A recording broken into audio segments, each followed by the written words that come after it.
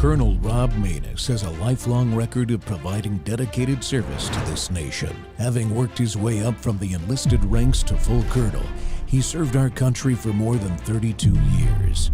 He has served as a bomber squadron commander, bomb disposal technician, Joint Chiefs of Staff Operations Officer, assisted the National Security Team with the campaign plan for the global war on terrorism. He authored the first theater nuclear war plan and served as the Vice Commander of America's largest airborne intelligence wing. Colonel Rob Maness is a true American hero.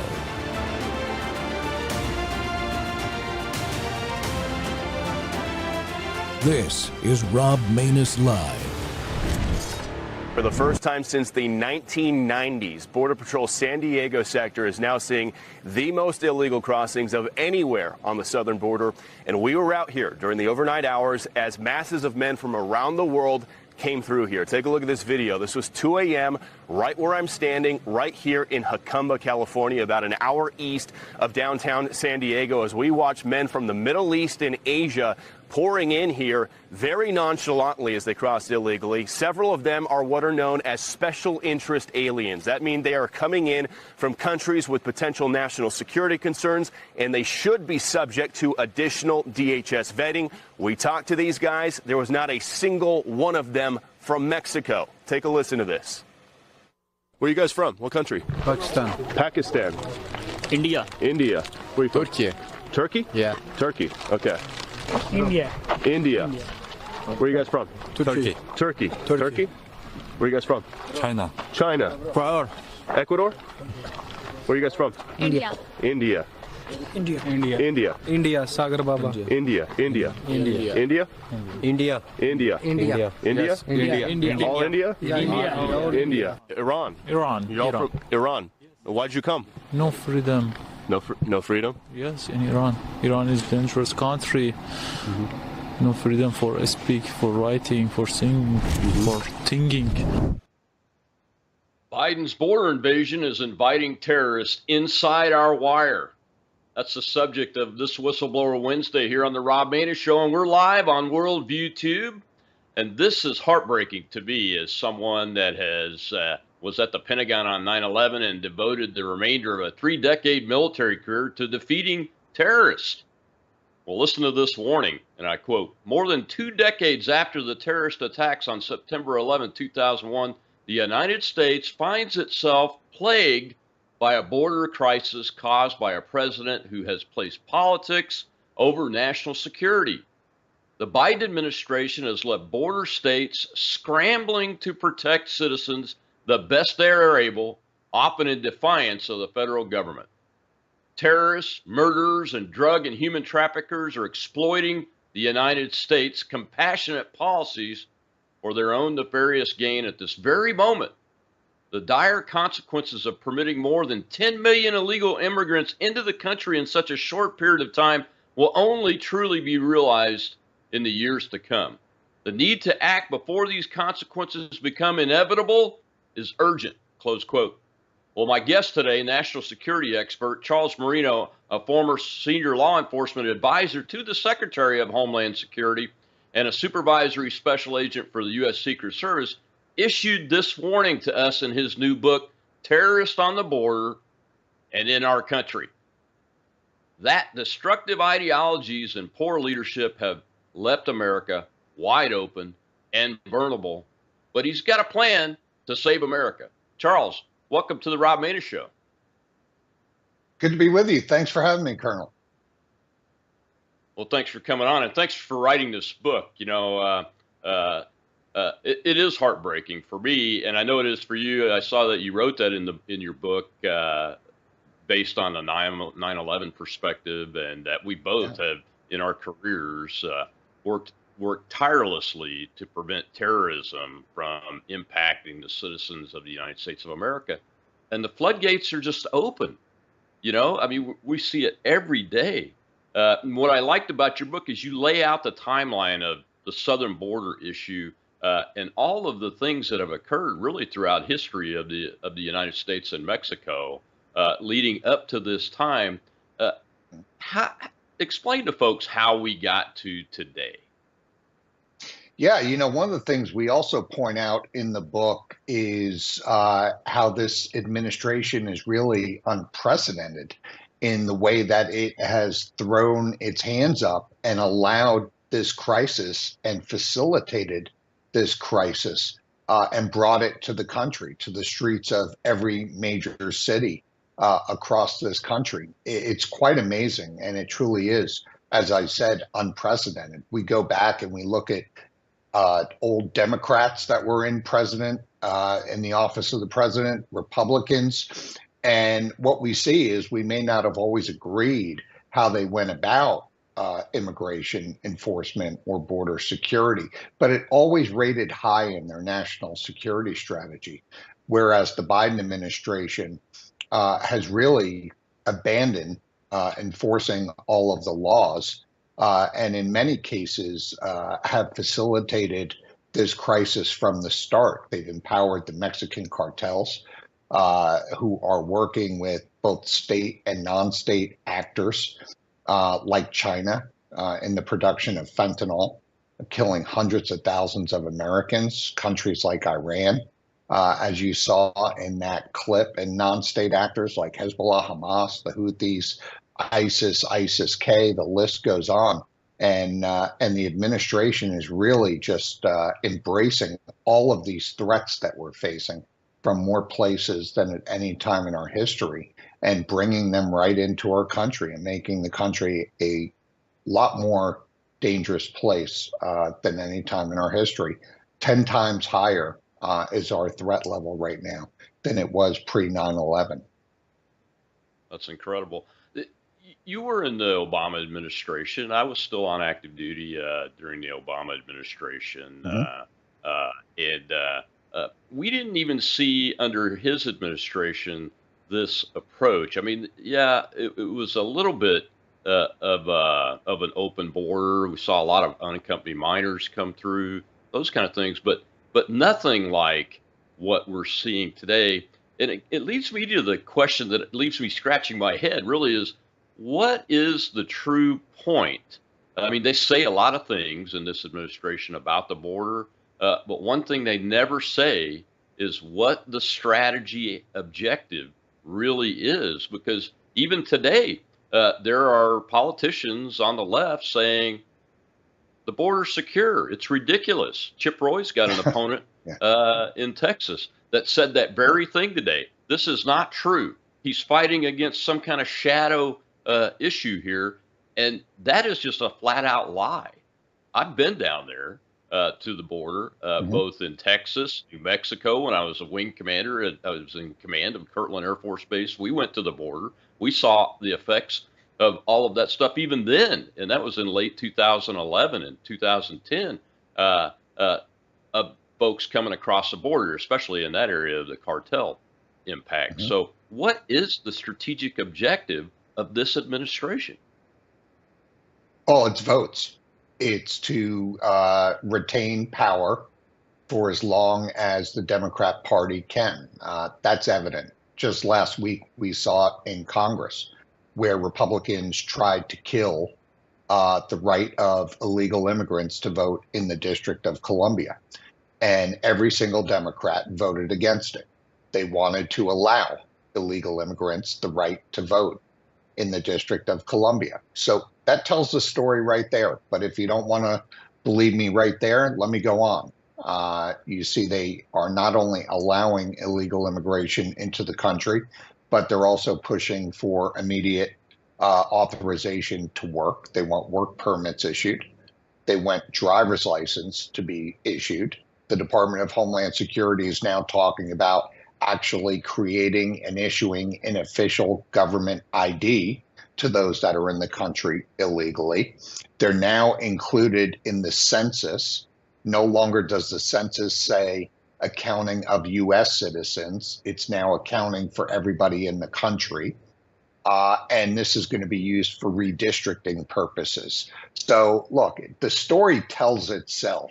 For anyone that doesn't want to believe what the ultimate strategic goal is of this president and the Democrat Party, are choosing to ignore the facts. And the facts tell us that as I say in the book, politics of this administration and Democrats across the board have been placed over the national security of the country, the safety and security of Americans. We are now a country that has been infiltrated. To what extent, nobody knows. The government can't even tell us. As a matter of fact, the government isn't even in a position to push back on what I'm saying because they know that the book is right. They know the country's been infiltrated under this administration by criminal aliens who are coming into the country to prey on Americans and can continue to commit more crimes. And they know that we've been infiltrated by terrorists, both those on the terrorist watch list and those that we don't even know about yet. Look at the situation that took place at Quantico a couple of weeks ago, Colonel, where you had 2 Jordanian nationals in the country illegally in a large truck posing as Amazon delivery workers. Was that to probe the base? Is that why they attempted to run the gate? Or was it to carry out an attack as Al-Qaeda has directed each quarter in their magazine to use the truck as a weapon and kill as many Americans as you can? So, but the government won't give us the answers. They won't tell the American public if those 2 Jordanian nationals were on the watch list. Heck, they wouldn't even tell us that they were in the country illegally initially. So we've got it all backwards under this administration. These illegals and terrorists and criminals are protected by sanctuary cities. They're protected by the administration. And the American people are being last, but they're being asked to pay for all this. Yeah, you're absolutely right. One of the anecdotes that you talk about in the book, even and we'll get to the national security implications a lot more in this show, but one of the stories that hit me close to home is this, that you talked about the Redbud Reservation up in South Dakota, the Native American reservation, and the citizens of that, and how this approach is stretching all of our abilities and our capabilities to the limit, whether it's law enforcement or the ability to help the poor and those that are hungry, that are citizens. Yeah. We don't have enough resources to go around. And I lived near the Redbud Reservation for 2 years in South Dakota. I saw Native American men, especially addicted to alcohol, addicted to drugs, in abject poverty, unable to get jobs. And this approach leaves nothing for any American. I mean, you hear it all around the country. If you listen to folks from Chicago, all their resources are going to illegals now. And the folks in true poverty aren't getting the help that they need anymore. Same thing's happening in New York City. Why on earth would these people in charge be allowing that to happen? Because aren't those their voters too? A lot of those. You would think. Yeah, you would think, some way in their minds, this administration has calculated that it's in their interest to ignore the vast majority of Americans and cater to a class of people that have entered the country illegally, violating the law from the start, and then coming into the country at a risk to our nation that we just cannot understand. Why this would be facilitated. Did you and I ever think we would see a presidential administration facilitate this crisis, especially after the events of September 11th, where departments and agencies and policies and plans were all put in place, where silos of information sharing were taken down, and now this administration has implemented policy after policy after policy, which undermines our entire Homeland Security apparatus. Never mind what it's doing to our infrastructure. Emergency rooms are now primary care physicians, where we've got those in the country illegally showing up for colds and headaches. Our schools are overrun. Our first responders are overrun. Law enforcement in particular, Democrats, let's defund police. This is the bright idea of 2020 from Democrats. It's decimated law enforcement. Law enforcement is still trying to recover from that flawed idea of a civilization without law and order, and that's what they want. And as a result, we've become a country without any form of deterrence. And that's why those from over 180 countries are making the journey to the United States, because they know there's no accountability, there's no deterrence in place, and 85 to 90% of them are going to be let in. And even they're concerned, and we'll hear from one of them when we come back from this commercial break, sir. Because this clip that you're going to see, folks, if you haven't seen it yet, is amazing. I was shocked to hear this from this man. We'll be right back with Charles Marino talking about his new book here on the Rob Maness Show live at Worldview 2.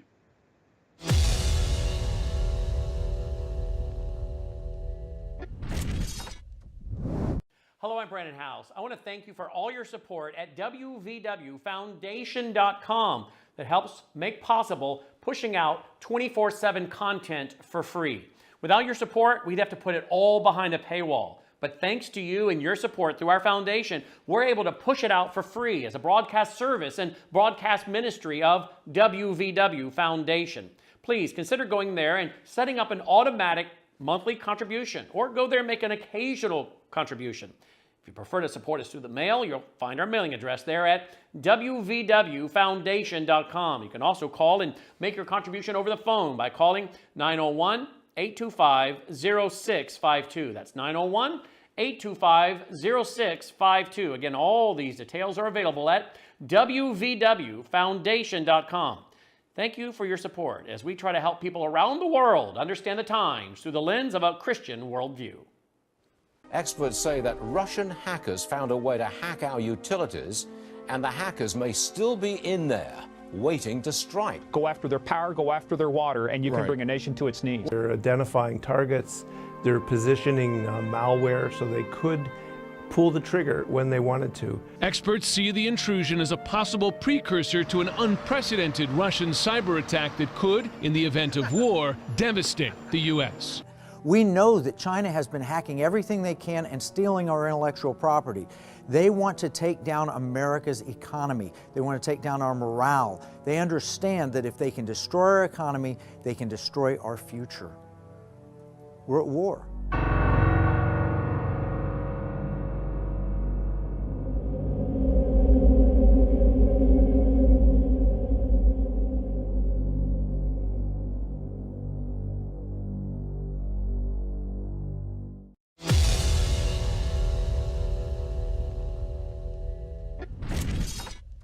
We talked to a Turkish man who spoke English who said he sold everything he had to get here to the United States, and he also expressed shock at how easy it was for them to just walk across the border into the United States without any resistance, and he said Americans should be worried about who's coming into the country. Take a listen.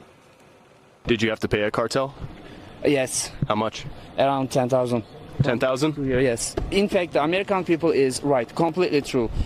Who come into this country, they don't know. Well, okay, I'm good, but how if they're not good? How they're killer, psychopath, else? No guarantee of that. Why, like no security, no security check, no background check. No security check, no background check. You're worrying about who's crossing the border? Yes. Of course, me, because I'm like, people are not looking normal.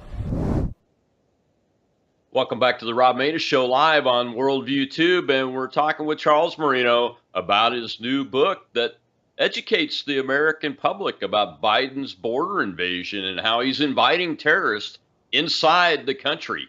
And that's because they're at that border. And that Turkish man right there, Charles, that clip, it gives me shivers every time I listen to it, because here you have a man that those of us that have fought the war on terror would immediately suspect him just because of the part of the world where he comes from and the background of folks there. But he's sending us a warning. And the warning is these people are really bad. And he interacted with a lot of the cartel members. And just before we came on the air, Charles, breaking news here in Mississippi, the United States federal government's looking at a former casino up in Tunica, Mississippi, to house up to 2,000 unaccompanied minors because there's been a 700% increase in those kids being brought across the border. And that gets me to one of the things that really, really bugs me. Actually, it's two things. It's child and sex and human trafficking that the cartels make a lot of money on. And then the fentanyl issue that's killing average about 100,000 Americans every year is what we're seeing so far. Those are the folks that have that capability and that are conducting those operations that Turkish man was talking about, isn't it? Well, yeah. Well, first of all, he's exactly right about all the threats that are out there and making their way into the country. And it's a shame that he seems to care more about the safety and security of the country he's coming to, the United States, than the president and the Secretary of Homeland Security. So maybe we should appoint him as the next Secretary of Homeland Security, because this guy right now, Ali Mayorkas, just doesn't get it. What I can tell you is, with respect to China, we've got a big problem with China, our number one adversary, not only with the fentanyl, with the cartels, but also we're seeing a 2,000% increase in Chinese nationals making their way into the country. With numbers that high, you and I both know nobody moves without the approval or leaves China without the approval of the PRC. So this is coordinated, absolutely coordinated, especially the number of adult single males, 18 to 45 years of age, making their way into the United States. You know, gone are the days where we think if there's a potential for a conflict that the first thing we're going to see are missiles, you know, flying past each other in the sky. First thing any adversary is going to do, especially in this day and age of cyber, and we know China and Russia are interested in this, is they're going to turn off our lights. They're going to attack the water. They're going to attack the rest of our infrastructure. They're going to bring us to our knees, and then the other attacks would start. So, you know, we're really not on the right side of this issue when we see the number of Chinese nationals. But as far as the cartels go, the cartels will work with anybody who pays. They are as powerful as they've ever been at any time in history, both financially and operationally. They've minimized the governing capability of the government of Mexico, and they basically control our entire southwest border with respect to the comings and goings. You don't do anything in terms of any type of journey towards the U.S. without going through the cartels. So I'll let you do the math. 15 to 20 million estimated making their way into the country. Even if you averaged it out at 10,000 a head, cartels are making billions. Yeah, they are. And they didn't used to have complete control over the southwest border during the Trump administration, but it didn't take very long before, you know, when you talk to people on the ground that lived there, it was just a few months after Biden got into office that they were reporting, hey, the cartels have complete control. They have all of the access to all of the trails. Nobody can stop them. When Americans do try to protect their own property, we've seen people get charged for shooting at illegals that were on their property and committing crimes and those kind of things. So yeah, it's incredible what's happening. What do you think? You've been on the inside in Homeland Security, and one of the curious questions that I have about this issue is we know it, the citizens know it, we know the government knows what's happening. What are folks that are working inside the system thinking about as they are having to follow orders that are apparently lawful, but they're not able to do the job that they're sworn to do, which is protect the American people?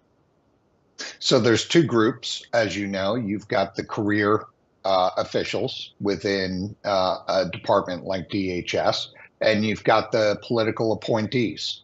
Let's start with the political appointees, which are the ones that implement the policies and processes of the administration. Many of these political appointees have come from immigration advocacy groups.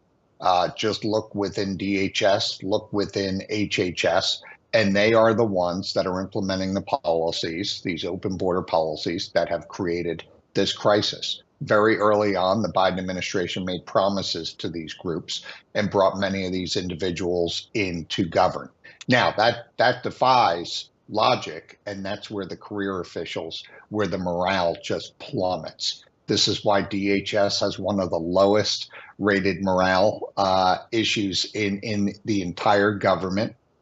It's why we're losing many good men and women at agencies like CBP and ICE because they're being prevented from doing their jobs. The money being sent to their budgets has carve-out language that says, look, you can't use this money for law enforcement operations. You need to use it for the processing of migrants. So there's two different classes there. My sources tell me there's tons of friction. We saw this during the transition where CBP officials and ICE officials briefed the Biden transition team, said, look, everything that's in place by the former Trump administration is working. Record low illegal immigration rates, keep everything in place, like remain in Mexico, Title 42, enforce the law, build the wall, a layered approach to security. And the Biden administration said, thanks, we know you do this each and every day, but who cares what you think? Here's what we're going to do. So imagine if you were sitting in DHS, Colonel, how would that make you feel as a career law enforcement official? I think I'd be pretty fed up. Yeah, it's a little surprising that you don't see more resignations, but when you look at it and you compare DHS with DOD, it's the same issues. You know, people are worried about their jobs. They want to keep their oaths to the Constitution. You know, so, I mean, there are a lot of things that are keeping people in place and from speaking out. Fortunately, we do have some whistleblowers in all of our agencies that are able to come forward because they have a lot of courage. But man, this is pretty incredible. The when you see the administration using the law, one of the questions that I have is, have they changed the definition of a couple of terms that identify people? One is refugees, and the other one is asylum seekers. Because it seems like they're able to use the law, especially through this one app for asylum seekers, even to fly people directly in to the United States through U.S. airports and get away with it, even though they're illegal immigrants. Yeah, it's a gigantic shell game with the numbers, and this administration really goes above and beyond. I would say there's always historically been playing with the numbers, but this administration takes it to a whole nother level. So not only are they not enforcing the law, but they are exploiting the legal pathways into the country. Now, this is a position that Democrats openly take. I've testified before Congress, before Judiciary, and I've sat right next to somebody from the Democrat Party, and their belief is this: create more legal pathways into the country and you won't have this illegal immigration problem.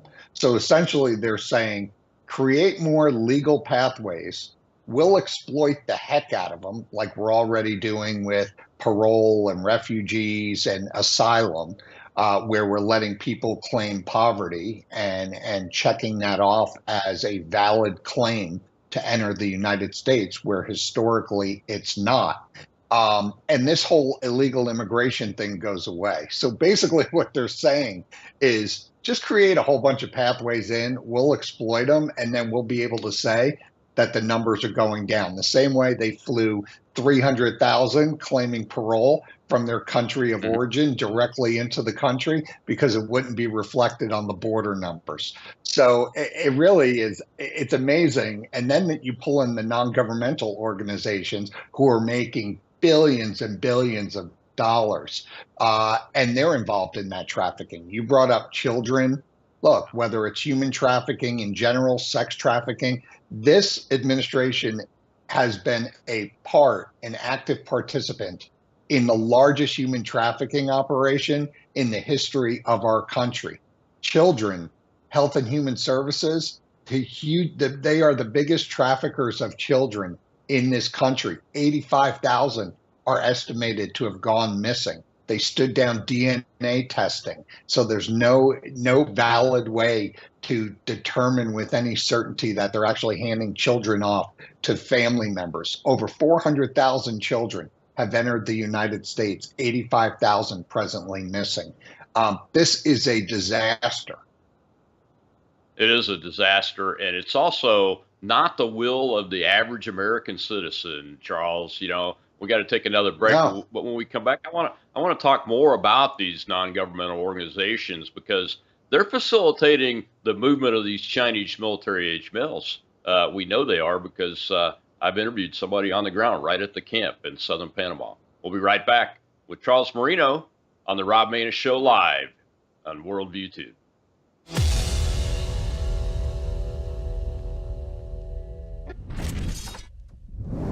Hello, I'm Brandon House. Hey, consider going to mypillow.com right now and get your pet a pet bed, just like my beloved Delta has right here in my office. Not only can you get pet beds, but you can get sheets, towels, blankets, and so much more. Slippers, sandals, robes, beach towels. It just goes on and on. But please go to mypillow.com and be sure to use the promo code B66. When you do, not only will you receive savings, but a generous percentage of each purchase comes back to continue supporting this 24/7 free broadcast outlet.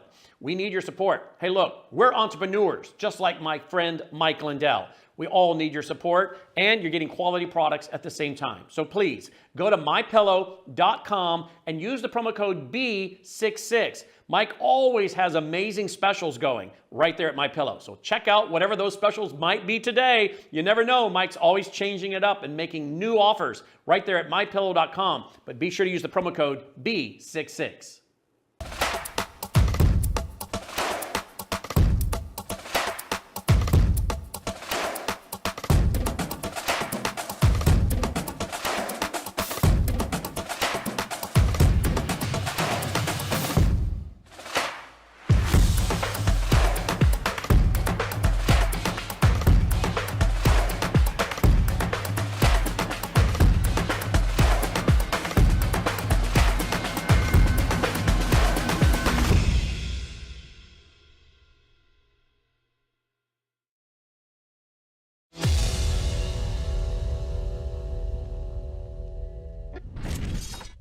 Data from the CBP show a record-breaking number of Chinese nationals have illegally crossed our border. Griff Jenkins all over this.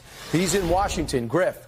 Yeah, Brian, good morning. Brand new numbers, and it is unprecedented. Take a look again. That record-breaking 27,583 Chinese nationals have illegally crossed the border nationwide over the past 7 months of this first fiscal year 2024, surpassing the record-breaking total of 24,125 last year.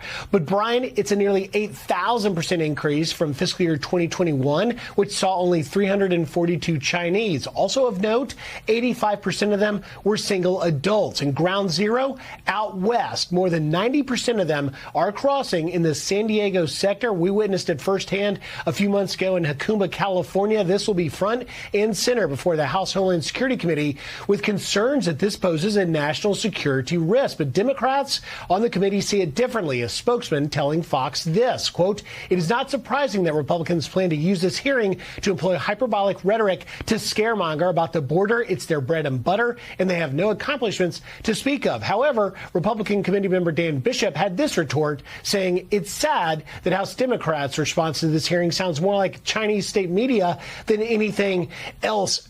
Finally, Brian, this hearing this afternoon, pay close attention to see what we learn about how our border officials are vetting these Chinese to find out if they have ties to the CCP. Brian? Or lack of vetting. I know I don't want to give it away, Griff, but a lack of vetting is key.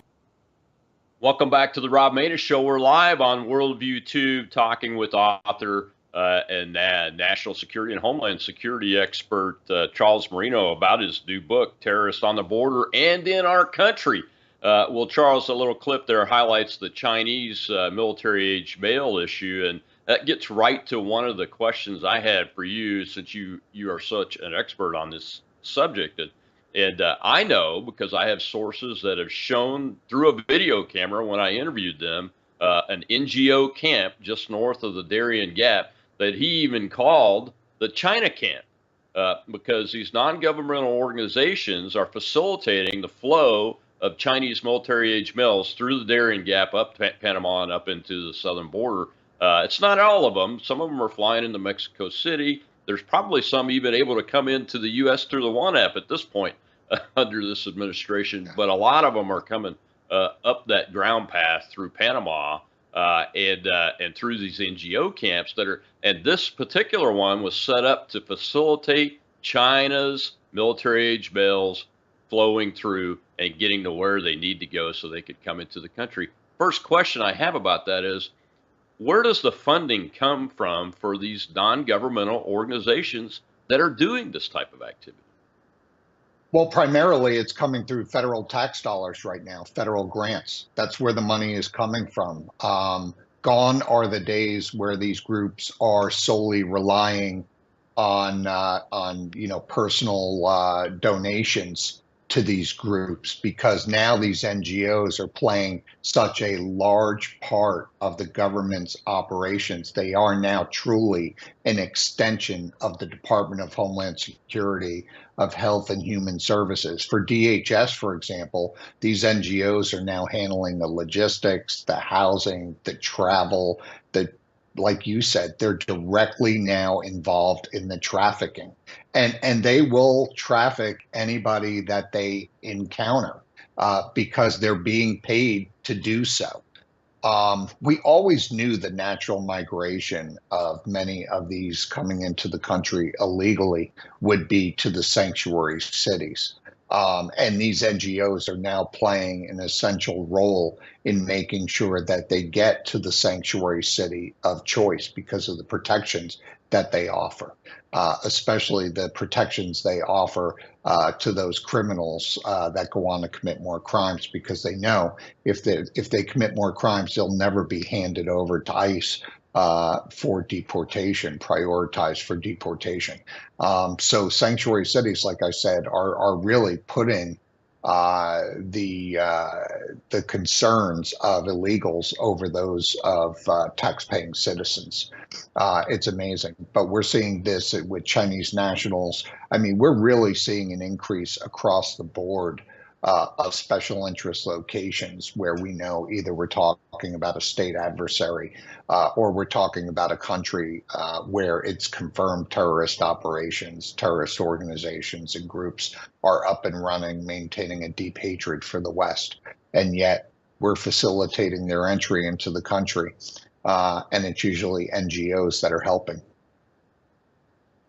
Yeah, one of the things that comes to mind is, especially on the adversarial countries, locations, China, Iran, Russia, and there are a lot of them. Okay, Yemen, even Gaza is on the list. Okay, so they're being brought into the country through this NGO network or through the cartels, which most Americans probably don't think those two entities work together and that the federal government is involved in it, but that's really what's happening on the ground. I mean, it's kind of nutty, but that's what's happening. So they're brought in, but my concern is, organizations that are supposed to be watching over our security internally, like the FBI, they're doing everything but, is what it appears to be from the perspective of a lot of American citizens. And these folks are just able to walk around unmonitored and eventually become invisible. Well, in all fairness, and that's why I do point out that the policies are everything. The President of the United States, as we know, sets national security strategy for the country. So the buck stops with him. So the fact, again, I'll reiterate, that he's implementing policies which undercuts our entire national security apparatus is just insane. And he's setting everybody up to fail. This is why you're starting to hear Director Wray, outline the threat level here in the country in the way that he is. Because at the end of the day, somebody's going to play pin the tail on the donkey when something happens in this country. like a terrorist attack. And he's not going to be the guy that's going to sit there and be held holding the water. He's not the one that's causing this crisis. They don't have the FBI doesn't have the statutory responsibilities of enforcing the border laws and immigration laws. That rests with the Secretary of Homeland Security. And that's the guy that's not doing his job. But it has a trickle-down effect, and that is it undercuts the preventative responsibilities that the FBI has when it comes to terrorism. It undercuts the DEA when it comes to fentanyl. It's putting everybody, all these agencies, all these men and women that take an oath to protect the country at a huge disadvantage from doing their jobs and doing it effectively. It's either preventing them outright from doing it, like CBP and ICE, or it's undercutting the statutory responsibilities like agencies like the FBI, the ATF, and the DEA. So it's really unfair to them. I anticipate that as the threat level continues to grow, which it is, you're going to hear more from these leaders because the administration has allowed too many unknown unknowns to enter the equation. Over 2 million gotaways, those coming into the country completely undetected. The numbers are way too high. We know the infiltration's taken place, like I said earlier, and you're going to start to hear these intelligence and law enforcement executives, when they testify, become more vocal about the threat level and tie it directly to the open southwest border. Yeah, absolutely. Absolutely, Charles. One of the things that's really bothered me, especially over the last 5 or 6 years, is that public officials that are responsible for either law enforcement or security have a tendency to not inform the American people anymore. And, back at the beginning of the war on terror, we actually implemented a terror alert system that it color coded, et cetera, so the average citizen could be made aware when we're finding issues, and they could do their part. See something, say something was part of that program.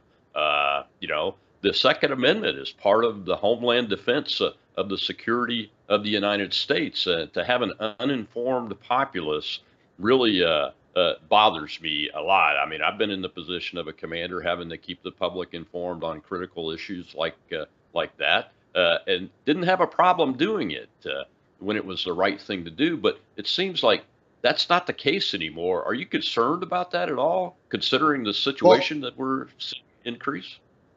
Well, yeah, and it hurts me especially hard. You just named 2 of the national security programs that I helped implement.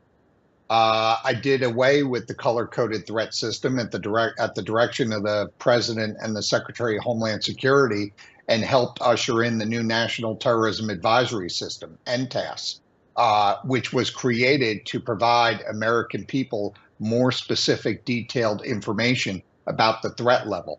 And this administration is not using it the way it was intended or designed. We implemented the See Something, Say Something campaign because we wanted people to have more power in terms of their safety and security, and be able to report things that they deemed as threats for law enforcement and the FBI to determine and investigate ultimately if it is.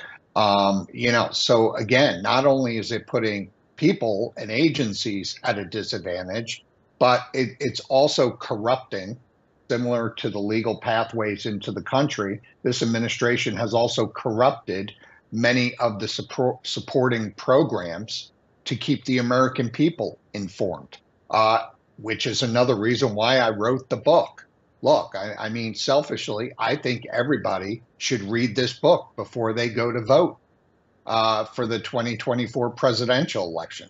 This is now the #1 issue facing Americans, and Americans are concerned about it. They know enough about it, and they're sick and tired of the administration telling them now what they're seeing and experiencing in their own cities, which they thought was going to stay down at the border, but has now made its way to every major city in this country, isn't actually happening, because the administration wants to tell Americans, look, the financial crisis, high interest rates, none of that's happening. the border crisis, immigrant crime, terrorists coming into the country. That's not happening either. All the people can't be wrong all the time. And that's what this administration, that's what their policy is. That's what their talking points are. And they've got a press secretary that, doesn't do this administration or any administration any justice with the ridiculousness that she utters each and every day, trying to convince the American people otherwise. Yeah, and then with trust in the government at all-time lows, it's just exacerbating the situation. We got to take our last break, but one of the things I like about your book is you offer solutions, and when we come back, the cold open video is going to be put the finer point on, actually the big blasting point on it, why this is critically important that we get to work on the solutions that are in this book right away. We'll be right back with Charles Marino on the Rob Maness Show live at Worldview 2.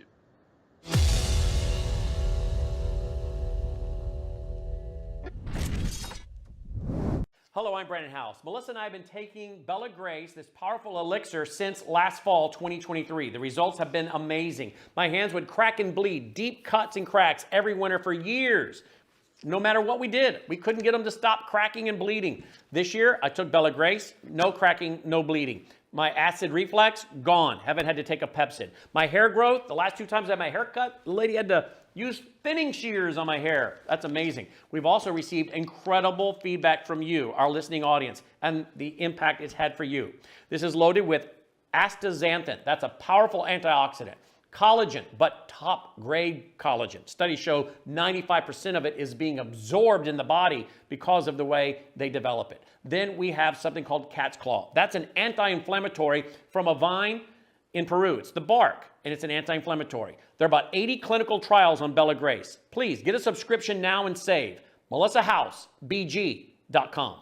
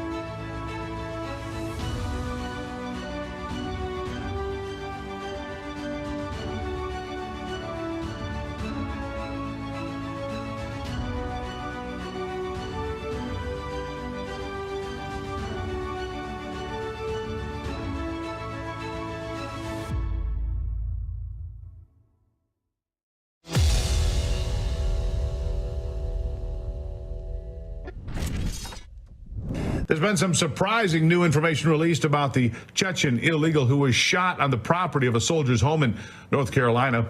Last week, it was reported that a member of the U.S. Army Special Operations Command who was stationed at Fort Liberty in North Carolina was under investigation after the soldier shot and killed a 35-year-old Chechen man who was trespassing on his property. On May 3rd at 8:15, a caller reported to police, that's 8:15 at night. He reported that an individual was taking photographs on private property and had become aggressive toward the resident outside of the home. Well, when authorities arrived, the illegal trespasser, Ramzan Derazov, was found dead with gunshot wounds. This is where it gets interesting. Initially, Derazov was reported to have been a subcontractor for the company, Utilities One. At the time of Derazov's death, he had no utility equipment with him, no utility clothing or identification, and was more than 250 yards away from any roadway. The company never sent out an email to homeowners, and he was on private ground past 8 o'clock at night when it was dark. Derazov was accused of taking photos of the soldiers' children. It was the 3rd or 4th time he'd been caught trespassing on the same property. While the Chechen illegal had no identification on him, he did have a cell phone with Russian contacts and special camera equipment. When investigators looked into this Utilities One company, they discovered it was incorporated on December 20th, 2023 by a Moldovan CEO. The company's vice president and infrastructure is from Russia. Utilities One is pushing for the justice of Derivov, but there are a lot of suspicious things that point to this company being a Russian spy cover-up business. Utilities One has been unavailable for comment, as you can imagine, because they don't really exist. Welcome back to the Rob Maness Show on Worldview 2. We're live with Charles Marino, the author of his new book, Terrorists on the Border and in Our Country. And Charles, that story is starting to be reported, at least at the Fox News cable news network level. We've seen several reports from Jennifer Griffin on that, and now Rab has picked it up too. I've been talking about it for since I first found out about it, and we keep getting more and more information. And this just adds to all the indicators that you talked about with the Quantico initiative, that the Jordanians in the box truck, the Chinese military-age males in the tens of thousands coming across the border. We've even found biolabs run by Chinese illegals. They're buying up marijuana grows around the country and running them. They're doing all kinds of things. And our security at our Navy installations, the Navy admiral in charge of that said they're getting probed 2 or 3 times a week now. That's the level of activity that we're used to seeing in the military of our installations in foreign countries, especially in or near combat zones, when you're getting probed at that level. And this is happening within the United States of America. And a big reason why I wanted to bring you on here, because you do propose, what can we do in this environment that we're facing now?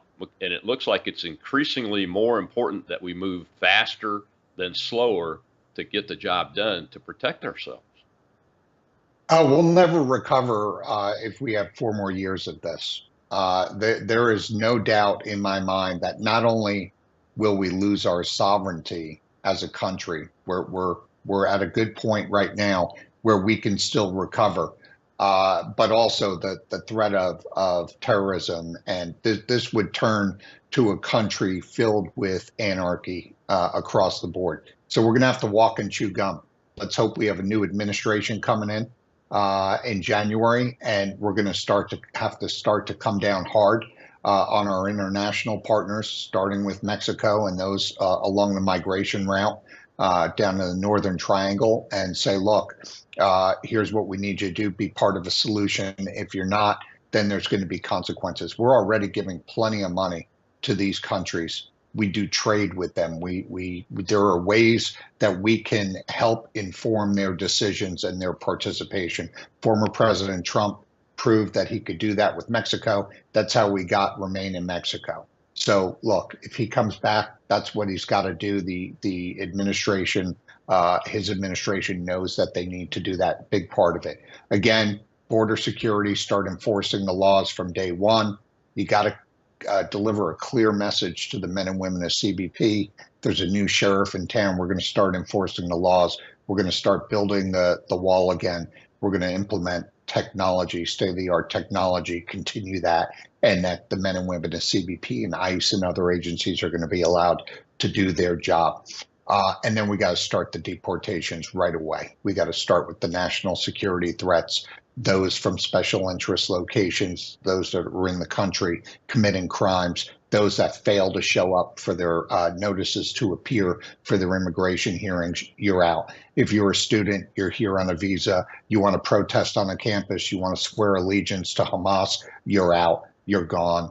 Once you're identified, you're shipped right out of the country, prioritized for deportation. Sanctuary cities, the major pull factors, they don't want to join the rest of the country in terms of enforcing law and order. We defund them immediately. We stop the federal public safety grants and other grants going to these cities. There is no way we should be sending billions of dollars to each of these cities for public safety when they demonstrate each and every day they have no intention of enforcing the laws of this country and holding people accountable. They're either going to join the rest of the country or they're going to be broke. And that's a choice that those leaders make right now. This just like it's been dumped on the lap of Republican leaders, and they need to stop carrying water for this administration, or there's going to be consequences. Next thing is a program like Secure Communities. We bring it back. 800,000 state and local law enforcement now become part of the solution again. President Obama used Secure Communities. So did former President Trump.